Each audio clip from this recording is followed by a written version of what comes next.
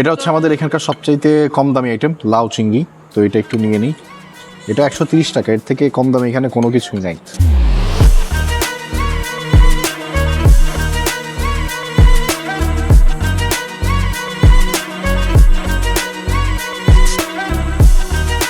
আসসালামু আলাইকুম, আশা করছি সবাই অনেক ভালো আছেন। এই মুহূর্তে আসি পাটোয়া টেক কক্সবাজারে, মানে ছিলাম কিন্তু ওইদিকেই, বাট ইনানি বিচে আজকে এত পরিমাণে মানুষ আর এত ভিড় যে মনে হলো এখান থেকে একটু দূরে সরে কোথাও গেলে ভালো লাগবে। রেস্টুরেন্টের নাম ফাইন ডাইনিং, মানে ফাইন ডাইনিং রেস্টুরেন্ট না, বেসিক্যালি বাংলা খাবার দাবার সহ হয়তো সি ফুড এবং অন্যান্য খাবার দাবার পাওয়া যায়, তবে ওনার রেস্টুরেন্টের নাম দিয়েছেন ফাইন ডাইনিং। আমি যতবারই কক্সবাজার এসেছি এই রেস্টুরেন্টে খাওয়া হয়নি। এটা আমি আপনাদেরকে একটু ঠিকানাটা কীভাবে বুঝাই দিব, আমি যদিও যারা স্টাফ আছেন ওদের থেকে শুনে আবার বলবো। বেসিক্যালি এটা হচ্ছে আপনার বে ওয়াশ থেকে একটু সামনে পালঙ্কির পাশে আর একটা রেস্টুরেন্ট। পালঙ্কি যদি আপনি কক্সবাজার দিক থেকে আসেন, আগে হাতের বাম পাশে ফাইন ডাইনিং করবে, দেন পালঙ্কি। তো এইটা মোটামুটি এখন ভিড় আছে, আবার অত বেশিও নাই, হইচই নেই, একটু শান্ত পরিবেশ। আর আমরা একটু বাংলা টাইপের খাবার দাবার খাবো, যার কারণে এখানে আসা। চলেন উপরে যাই, দেখি তাদের কী খাবার আছে। চলেন আমরা আগে ভেতরে যাই, বসার জায়গাটাকে খুঁজে বের করি। এখানে যে ঘুরন্ত সিঁড়ি দিয়ে উপরে উঠতে হবে, ভালোই লাগতেছে দেখতে। পারবা না উঠতে? ওনাদের বসার জায়গা হিউজ, নিচেও প্রচুর পরিমাণে লোক বসতে পারবে, আবার এখানে উপরেও বেশ ভালো বসার জায়গা আছে, যে কোনো এক পাশে বসলেই হয়েছে। বাট সিম্পল বসার জায়গা, এরকম হাইফাই কোনো কিছু না, টেবিল চেয়ার দেওয়া আছে, বাংলা হোটেল যেরকম থাকে ওইরকমই। যারা আমার রমজানের কক্সবাজারের ভিডিও দেখেছিলেন তারা জানেন আমার ভাইয়া বহুদিন যাবৎ কক্সবাজার এরিয়াতে থাকে। তো ফাইন ডাইনিং রেস্টুরেন্ট বেসিক্যালি আমার ভাইয়া রেকমেন্ড করা। ও বললো যে এখানে যাও, এখানকার খাবার মোটামুটি ভালো, ওই জন্যই আসা। তো মেনু দেখি আর তারপরে আমরা ওরকম ইনশাল্লাহ। মেনুতে যা আছে সব কি এখন অ্যাভেলেবেল? মানে তাহলে জেনে নিলে একটু সুবিধা হয় আর কি। আচ্ছা, এখানে পাতুরি পাওয়া যায়, ফ্রাই, লোটটা ফ্রাই অবশ্যই থাকবে। আমরা সবসময় লোটটা ফ্রাই খাইছি, আমরা কখনো লোটটা ভুনা খাইনি, তাই না? কলার মোচা ভর্তা 140, শুটকি ভর্তা 140। প্রাইস ওই যে পালঙ্কির মতো, পালঙ্কির পাশে না, পালঙ্কিতে এরকম অতিরিক্ত প্রাইস, এখানেও সেরকমই প্রাইসটা বেশ একটু চড়া। এই ভর্তা যে প্লাটারটা 430 টাকা, এটাতে কি কি ভর্তা থাকে আসলে? আলু ভর্তা থাকবে, শুটকি থাকবে, বেগুন থাকবে, টমেটো থাকবে, ডাল ভর্তা, পেঁয়াজ মরিচ ভর্তা, মিষ্টি কুমড়ো ভর্তা, এটা আচার। কয়টা টোটাল 8টা ভর্তা থাকবে। তা আমরা একটা ভর্তা প্লাটার নিতেই পারি না ভাবি? তাহলে ভেটকি পাতুরি একটা, চিংড়ি পাতুরি তো জীবনে খাইছি। আমরা মোটামুটি অনেকগুলো আইটেম অর্ডার করেছি, আর to be honest price list দেখলে আসলে কক্সবাজারে রেস্টুরেন্টে বসে খেলে আমি সব জায়গায় দেখেছি এরকম বেশ মারহাবা প্রাইস নেওয়া হয়। তো এখানেও ব্যতিক্রম নয়, একই রকম। এটা আমি এখন যদি এই সিরিয়ালে কক্সবাজারের অন্য রেস্টুরেন্টগুলোর সাথে তুলনা করি তাহলে আমি বেশি বলতেও পারবো না, কারণ সবাই একই প্রাইস নিচ্ছে, ওই হিসাবে এরা বেশি নিচ্ছে এটা বলা যাবে না। মানে অ্যাজ এ ক্রেতা হিসেবে এই একই খাবার আমি অন্য জায়গায় তো কম দামে খাই, ওই হিসেবে আমার কাছে মনে হবে যে একটু বেশি, বাট আসলে কক্সবাজারে এই দামই চলে। এটা হচ্ছে আমাদের প্লাটার, এখানে 420 টাকার ভর্তা আছে। আমি সবগুলো ভর্তা নাও বলতে পারবো না। এটা টমেটো বুঝতে পারছি, এটা ডাল, এটা মনে হয় পেঁয়াজ মরিচ, এটা ডিম, এইটা তো মনে হচ্ছে আচার, বড়োয়ের আচার, এখানে মাছ সম্ভবত, আর এই দুটো আমি বুঝতে পারছি না। এটার দাম হচ্ছে 430 টাকা। তো শুধুমাত্র ভর্তা প্লাটার আসছে, ভাত আসছে, সালাদ আসছে। লোটটা ফ্রাই, এটা হচ্ছে কালো ভুনা না, গরুর কালো ভুনা, আমাদের ভেটকি পাতুরি, লাউ চিংড়ি। কোনো জায়গায় খেতে গেলে বা যেখানে আসলে ভালো পরিবেশের চিন্তা করে যাওয়া হয়, এই জায়গায় আমার সবচাইতে অপছন্দের ব্যাপার, সেটা হোক কোনো বিয়ের প্রোগ্রাম বা কোনো অনুষ্ঠান, হোক আমার কোনো বুফে, হোক কোনো রেস্টুরেন্ট, সেখানে যদি এরকম লাউড মিউজিক বাজে, এর থেকে বিরক্তিকর পার্সোনালি আমার জন্য কোনো কিছুই নাই। এইখানে আমি আসছিলাম, এখানে লাইভ মিউজিক হচ্ছিল না এই জন্য, বাট খাবার আসার সাথে লাইভ মিউজিক শুরু হয়ে গেছে। আমি জানি না আমার কথা আপনারা কতটুকু শুনতে পারবেন। আমার মনে আছে আমি ব্যাংককের রিভার ক্রুজে উঠেছিলাম, এরকম লাউড মিউজিক এখানে আমি নেমে গিয়েছিলাম। এটা অনেকেই অনেক পছন্দ করে, আমি বলছি না যে সবাই আমার মতো অপছন্দ করুক, আমি জানি যে অনেকে এনজয় করে, যারা এনজয় করে তাদের জন্য ভালো, বাট পার্সোনালি আমি লাউড মিউজিক একদমই পছন্দ করি না। যখন আমার মিউজিক শোনার দরকার হবে, আমি ভালো লিরিক্সের মিউজিক বাসায় বসে কানে হেডফোন লাগিয়ে শুনবো, বাট আমি খেতে আসছি, আমি কোথাও রিল্যাক্স করতে গিয়েছি, I don't want this loud music. ভেটকি পাতুরি উন্মোচন করা হচ্ছে আমাদের। ভেটকি পাতুরি সরিষা দিয়ে করা থাকে, এটা জিনিসটা আসলে মজাই হয় যদি ঠিক মতো করা যায়। এই হচ্ছে আমাদের ভেটকি পাতুরির ভেতরে বড় পিস তো আছে না ভাইয়া, ভালোই বড় পিস, দামও বেশি, এর মানে 600 টাকার মতো দাম। আমি হচ্ছে লোটটা ফ্রাই গরম থাকা অবস্থায় খাইতে হয়, নাহলে মজা পাবেন না পরে। তো এটা দিয়ে শুরু করবো, বিসমিল্লাহির রহমানির রহিম। আরে মজা আছে, এর সম্ভবত টমেটো, টমেটো নিলাম, এর সম্ভবত ডাল, একটু ডাল, প্রবলি এটা পেঁয়াজ মরিচ। ও আচ্ছা, এটা ডিম দিয়ে আলু ভর্তা।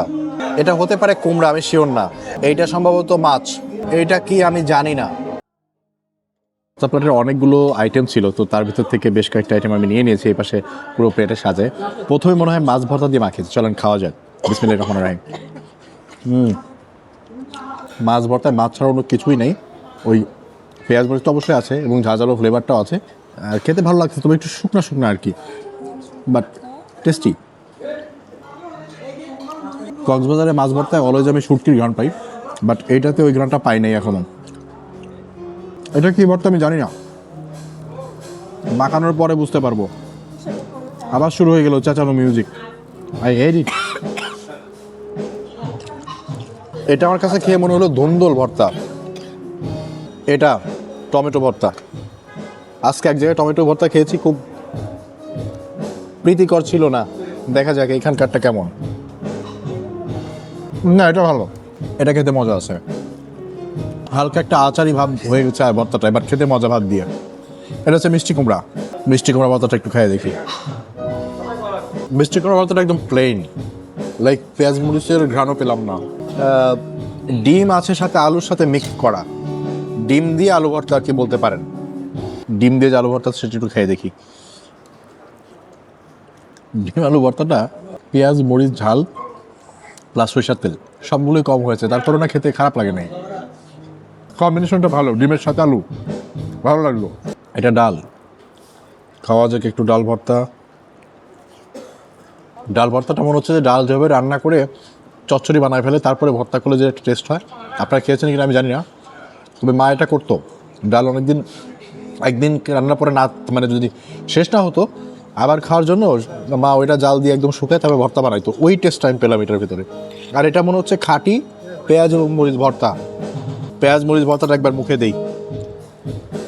ও, এইখানকার বেস্ট ভর্তা পেঁয়াজ মরিচ ভর্তা। অতিরিক্ত ঝাল না, তবে হ্যাঁ ওই যে সরিষার তেলের একটা ঝাঁঝালো ফ্লেভার আছে এবং এটা খেতেও বেশ দুর্দান্ত। এটা হচ্ছে আমাদের এখানকার সবচাইতে কম দামি আইটেম, লাউ চিংড়ি। তো এটা একটু নিয়ে নিই। এটা 130 টাকা, এর থেকে কম দামে এখানে কোনো কিছুই নাই। তো চলেন লাউ চিংড়ি দিয়ে একটু খাওয়া যাক। আসলে আমি বসে আছি, কখন গান থামবে, কখন আমি আবার কথা বলবো। এই গানের ভেতরে আমি তো ভিডিও রেকর্ড করতে পারছি না, খুবই বিরক্তিকর একটা অবস্থা আমার জন্য। দেখি লাউ চিংড়িটা। ভাইয়া লাউ চিংড়িটা খান, খুব মজা। লাউ চিংড়িটা আমার কাছে অসাধারণ লাগলো। আমি তরকারিতে জিরার ফোড়ন অনেক পছন্দ করি, এটাতে জিরার ফোড়ন দেওয়া হয়েছে, সেই ঘ্রাণটা আমার নাকে লাগছে, এই জন্য আমার কাছে অনেক ভালো লাগলো। ওভারঅল স্বাদও অনেক ভালো। লাউগুলো একদম ঘন্ট করানো হয় নাই, লাউ আস্তে আস্তে আছে, মানে সেদ্ধ হয়েছে বাট আস্তে অবস্থায় আছে, এবং চিংড়ি ছোটো চিংড়ি ব্যবহার করা হয়েছে। ওভারঅল স্বাদটা বেশ ভালো, অনেক বেশি মশলার কোনো ব্যাপার স্যাপার নাই। একদম মরিচ পেঁয়াজ রসুন একটু দিয়েছে আর জিরার ফোড়ন দেওয়া আছে, খুব সুন্দর একটা স্মেল এবং স্বাদটাও খুব ভালো। এরপরে চলে যাই আমাদের কালাভুনা। কালাভুনার চেহারা তো খুবই কালা। আরে হ্যাঁ, হাসো কেন, আসলেই তো অনেক দুর্দান্ত লেভেলের কালো এটার রং। তারপরে একটু নিলাম আর কি। এটা দিয়ে ভাত মাখালে ভাতও কালো হয়ে যাবে, এই দেখো। দাঁড়াও দাঁড়াও, এই দেখো কত একদম। এটা আমি তো, মাংসগুলো অনেক সফট, আমি হাত দিয়ে মাখাতে গিয়ে মাংস তো ভাতের সাথে মিশে গেল। একটু ঝোলটা মুখে দিব। কালাভুনাটা একটু খেয়ে দেখি। ও, কালাভুনা এই রিচটা সবসময় থাকে। এটাতে কালো জিরা ব্যবহার করা হয়েছে, কালো জিরা গুঁড়া, কালো জিরা কালো করার জন্য।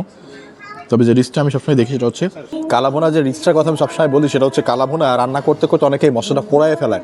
ওই পোড়া ফ্লেভার আমার কাছে কখনোই সুস্বাদু লাগে না, এটাতে পুড়ে গেছে। ওই পোড়া ফ্লেভারটা সেখানে মজা পাচ্ছি না, পোড়া ফ্লেভারটা আমার পছন্দ না আসলে। এবং এটা যে কালো জিরার ব্যবহার করা হচ্ছে, ঘ্রাণটা অনেক ভালোভাবে বোঝা যায়। এইটা হচ্ছে আমার ভেটকি পাতুরি ছিল, তো এই যে ভেটকি পাতুরি নিয়ে নিই এখন আরামসে শান্তিতে। আহা, শান্তিতে খাবো, বারবার যাচ্ছে আসছে। এই যে আমার ভেটকি পাতুরি, বিদ্যুৎ নাই। আমি ওই যে পাতুরির ভেতরে যে সরিষার ইয়াটা থাকে না, সরিষার যে ইয়াটা, সেটা আমরা একটু পাতুরির সরিষাটা একটু খাই। বিসমিল্লাহ। এটা তো সরিষা না কাসুন্দি, আমি তো এক্স্যাক্টলি সরিষায় মুখে দিয়ে একদম কাসুন্দির স্মেল পাচ্ছি। মনে হচ্ছে যে এটা সরিষা দিয়ে না কাসুন্দি দিয়ে রান্না করা হয়েছে। আমি একবার বাসায় একটা উদ্ভট রান্না করেছিলাম, কাসুন্দি দিয়ে ইলিশ। ওই কাসুন্দি ইলিশের কাসুন্দির ঘ্রাণ পেলাম এখানে।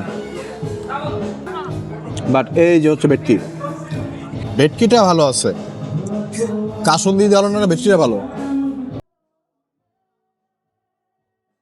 ডালটা নাকি এখানকার অনেক মজা, ভাবি খেয়ে বললো একটু খাওয়া যাক। না সত্য, ডালটা ভালো আছে, ভালো তো আছে, বাট ডালের ভিতর দুধের গন্ধ কেন? মিল্কি ফ্লেভারের ডাল আমি প্রথম খাই, খেতে ভালো লাগছে, কিন্তু উদ্ভট যে আমি ডালের ভিতরে প্রথম এরকম ফ্লেভারটা পাইলাম। বাট অ্যাকচুয়ালি কম্বিনেশন ভালো হয়েছে, ডাল এবং মিল্কি ফ্লেভার। আই থিঙ্ক ভাবি যেটা বলতেছে ক্রিম টিম দিয়েছে প্রবাবলি, বাট সুস্বাদু, খেতে ভালো। এটা তো বাসায় একদিন ট্রাই করা লাগবে। আমাদের রেস্টুরেন্টের নাম হচ্ছে ফাইন ডাইনিং রেস্টুরেন্ট, আমাদের মাল্টি কাজিন রেস্টুরেন্ট। আমাদের এই হচ্ছে রেস্টুরেন্টের অবস্থান সিপাল হোটেলের পাশেই, ইনানি যে জেঠিটা আছে তার পাশে। আমাদের খোলা থাকে হচ্ছে যে কি আমাদের স্টার্টিং টাইম হচ্ছে 12টা থেকে রাত 12টা পর্যন্ত।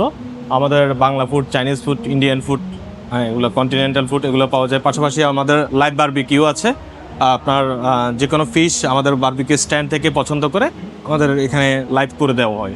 রেস্টুরেন্টের একটা ক্যাটাগরি হচ্ছে ফাইন ডাইনিং। আমাদের বিশেষত্ব হচ্ছে এই জিনিসটাকে আমরা হাইলাইটস করতেছি আমাদের রেস্টুরেন্টের পক্ষ থেকে। ফাইন ডাইনিং নামটা এই সত্যি রাখা হয়েছে যে আমরা চেষ্টা করতেছি এই মানের সার্ভিসটা আমরা এখান থেকে প্রোভাইড করার জন্য। আমাদের স্টাফদেরকে আমরা ট্রেন আপ করে থাকি, আমরা যাতে আমরা যেহেতু মাল্টি কুইজিন রেস্টুরেন্ট, আমাদের Bangla food, Chinese food, Indian food, continental food সব ধরনের ফুডই পাওয়া যায়। দ্যাটস ওয়াই আমরা ট্রাই করছি যাতে আমাদের স্টাফ দিয়ে, আমাদের শেফদেরকে নিয়ে এই ধরনের একটা সার্ভিস যাতে দেওয়া যায় ফাইন ডাইনিং মানে।